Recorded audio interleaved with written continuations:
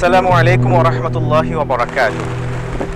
ইন্নাল হামদালিল্লাহ ওয়াস সালাতু ওয়াস সালামু আলা রাসূলিল্লাহ ওয়া আলা আলিহি ওয়া সাহবিহি ওয়া মান ওয়ালা, আম্মা বা'দ। সুপ্রিয় দর্শক শ্রোতা, কাছে দূরে বিশ্ব জুড়ে যে যেখান থেকে আমাদেরকে দেখছেন, আপনাদের প্রত্যেককে জানাচ্ছি আন্তরিক প্রীতি, শুভেচ্ছা ও মোবারকবাদ। শুরু করছি সৌদি আরবে নির্মিত ভ্রমণ বিষয়ক প্রামাণ্য অনুষ্ঠান প্রিয় নবীজির প্রিয় দেশে আজকের এপিসোড। আজকের এপিসোডে আপনাদেরকে স্বাগত জানিয়ে একটি ঘটনা শেয়ার করছি। নবী ইব্রাহিম আলাইহিস সালাতু ওয়াস সালামের যুগের ঘটনা।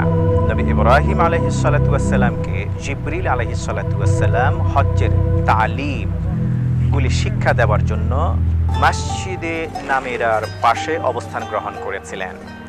সেখানে হজ্জের যাবতীয় আরকান আহকামগুলি শিক্ষা দিয়ে জিবরিল আলাইহিস সালাতু ওয়াস সালাম ইব্রাহিম আলাইহিস সালামকে প্রশ্ন করলেন ঠিক এভাবেই, হাল আরাফতা। লাইভ ইসলামিক আলোচনা শুনতে ডাউনলোড নূর অ্যাপ রবি।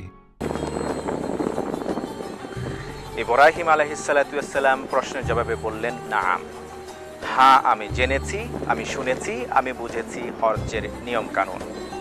সেদিন থেকে এই ময়দানকে আরাফার ময়দান নামে আখ্যায়িত করা হয়। প্রিয় দর্শক শ্রোতা, প্রিয় নবীজির প্রিয় দেশে আজকের এপিসোডে হজ্জের অন্যতম ফরজ অবস্থান আরাফার ময়দান থেকে আপনাদেরকে আরো একবারের মতো স্বাগত জানাচ্ছি। আজকের এই পর্বে আমরা আপনাদের সাথে শেয়ার করব মসজিদে নামিরার অবস্থান, লোকেশন এবং মসজিদে নামিরার ধারণ ক্ষমতা, ভিতর এবং বাহিরের সৌন্দর্য। প্রিয় দর্শক শ্রোতা, চলুন ইতিহাস খ্যাত সেই মসজিদ ঘুরে দেখা যাক।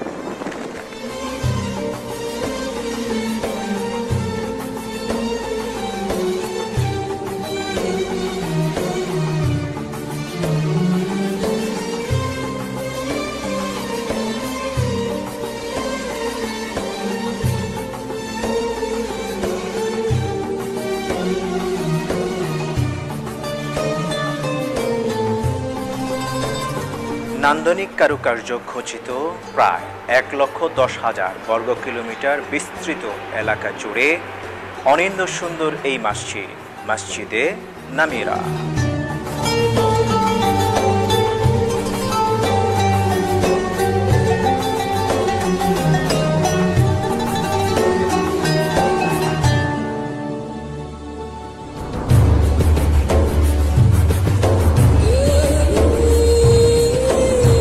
মসজিদে নামিরায় একসাথে প্রায় 3,60,000 মুসল্লি সালাত আদায় করতে পারে।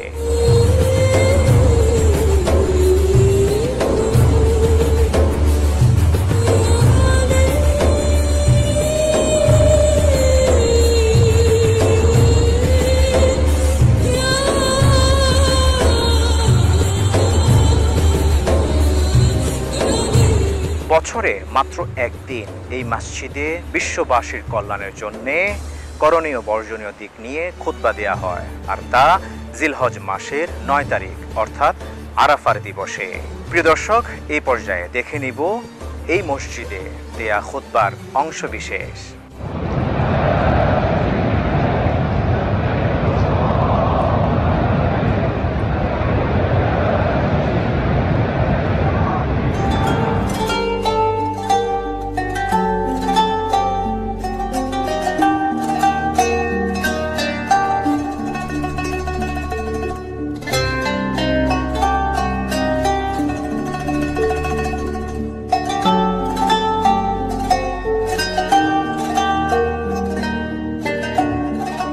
জিলহজ আরাফার দিবসে হাজিগণ লাব্বাইক আল্লাহুম্মা লাব্বাইক, লাব্বাইক লা শারীকা লাক লাব্বাইক, ইন্নাল হামদা ওয়ান নি'মাতা লাকা ওয়াল মুলক লা শারীকা লাক, এই তালবিয়া পাঠ করতে করতে এই মসজিদে নামিরার আশপাশে আরাফার ময়দানে অবস্থান গ্রহণ করেন থাকেন। আর এইটা কেন তারা লাব্বাইক আল্লাহুম্মা কেন বলে থাকেন? কারণ লাব্বাইক আল্লাহুম্মা বলতে বলা হচ্ছে যে আল্লাহ আমি হাজির, হে আল্লাহ আমি হাজির। কেন হাজিরা দিবে? কারণ হযরত ইব্রাহিম আলাইহিস সালাতু ওয়াস সালামকে আল্লাহ তাআলা বলেছিলেন যে মানুষকে হজ্জের জন্য ডাকবার জন্য। আল্লাহ তাআলা হযরত ইব্রাহিম আলাইহিস সালামকে বললেন, ওয়াআযিন ফিন্নাসি বিল হজ্জি, মানুষদেরকে তুমি হজের জন্য ডাকো। সেই দিন ইব্রাহিম আলাইহিস সালাম আমাদেরকে ডেকেছিলেন বিধায় সারা বিশ্ব জুড়ে কিয়ামতের আগ পর্যন্ত মানুষগুলি যখন এইভাবে হজ সম্পাদন করতে আসবে, তখন আমি হাজির আল্লাহ, আমি হাজির সেই ডাকের সাড়া স্বরূপ তারা তালবিয়া পাঠ করে থাকে।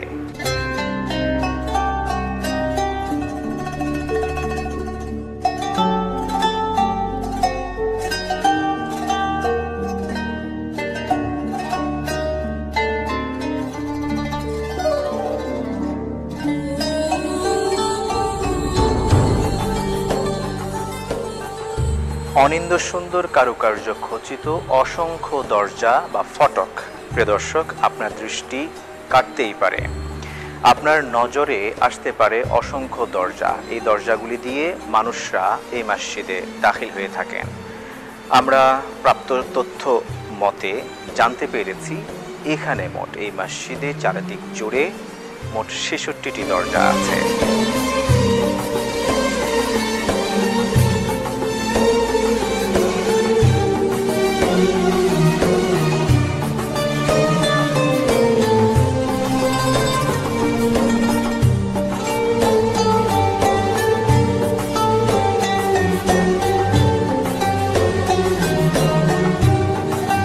প্রিয় দর্শক শ্রোতা, এতক্ষণ পর্যন্ত আমরা ঘুরে ঘুরে দেখেছি মসজিদের নামিরার কারুকার্য, অনিন্দ্য সুন্দর এই মসজিদ।